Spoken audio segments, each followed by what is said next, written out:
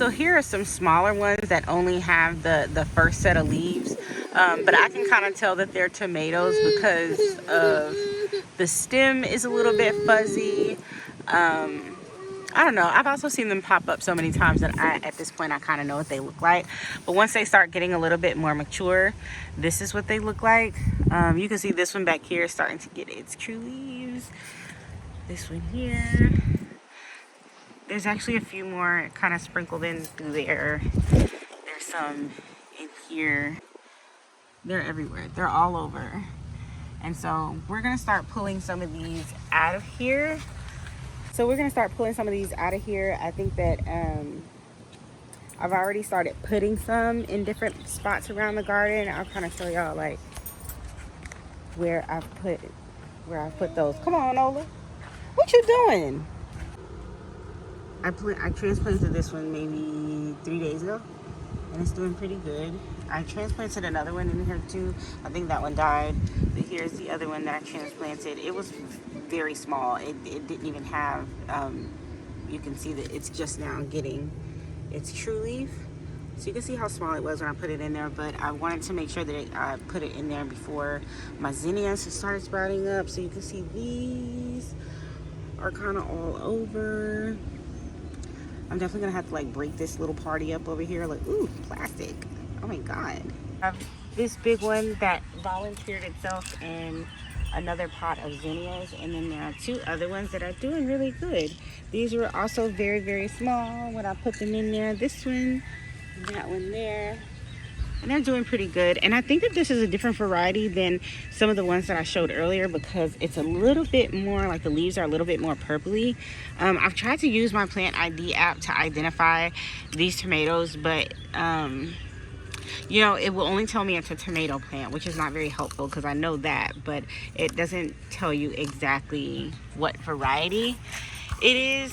So I'm not sure, but needless to say, we will have lots and lots of tomatoes this year, and that's something that I'm really looking forward to because I have gotten into a really deep dive of canning TikTok, and you know, I want to really start preserving some of our foods because we've grown a lot, but we don't preserve a lot. And, you know, I feel like it really doesn't make any sense to know how to grow all this food and not know how to preserve it. So, Nola, you're still pulling my onions. No, you got to keep the onions right where they are, okay? So they can grow. And then, thank you. Thank you. Got to leave the onions alone, okay? Okay. Say bye-bye, onions. Bye. Bye-bye, onions. Okay, thank you. But we do want to start we want to learn how to preserve. And the one thing that we have the most abundance of right now is mangoes. We have lots and lots of mangoes. And we actually have lots and lots of Barbados cherries. And I'm thinking, once I get them back healthy, because a few of them aren't the healthiest right now, but once I get them back like to a good place, I would really like to make a Barbados cherry jam or something similar to it. So yeah, I'm just gonna go and get some of these tomatoes and start transplanting them into pots because I don't want them to mess up or mess with any of the other plants that they're in containers with now. And, you know, I don't want to have to start any tomatoes from seed if I don't have to.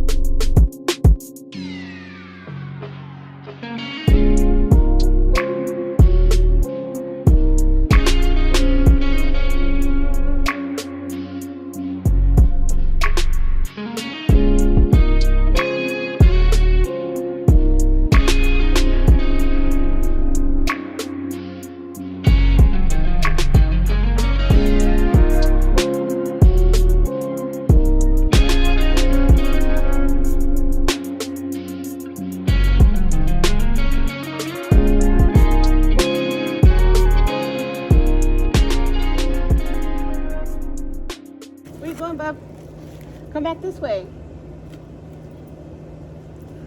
So I like to grow tomatoes and sunflowers together because, I don't know, it's just something about like the relationship between tomatoes and sunflowers.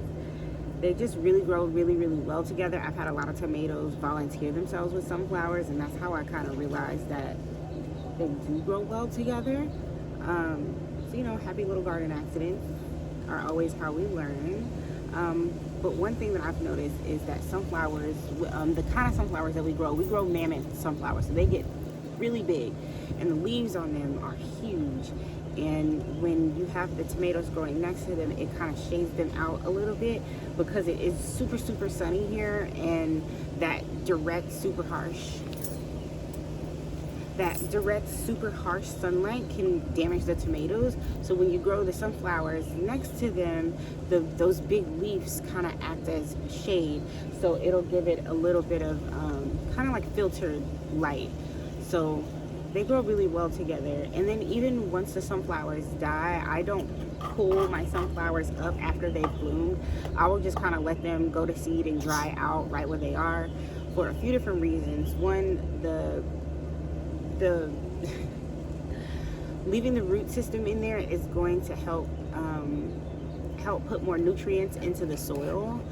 And also the birds really like the seeds, so I would rather the birds get to the sunflower seeds than to get to my tomatoes. And because the sunflowers are so bright and yellow, the birds or pests are going to be more attracted to that sunflower than they are the tomatoes. So I've been able to avoid pests on my tomatoes by growing sunflowers next to them. So there's a little tip. And it looks like it's about to rain, and so I'm wanting to transplant all these tomatoes, but we still have time. I think if I go ahead and do it now, and this rain will actually be really good for them. So let me see if I can try to do that while I have a baby out here running around. Is there a golf ball in here?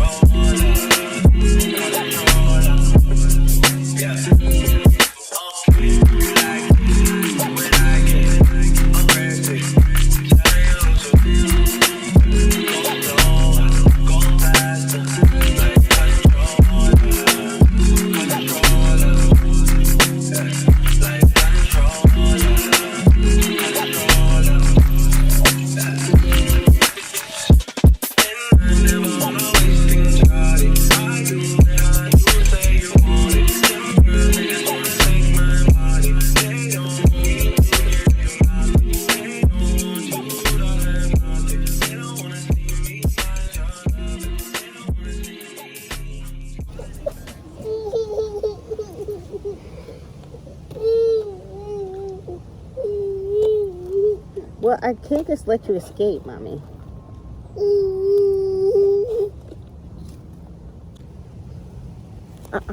No, we're not going to pull up our tomatoes, okay? We're going to leave them there so they grow. No. You dumped it.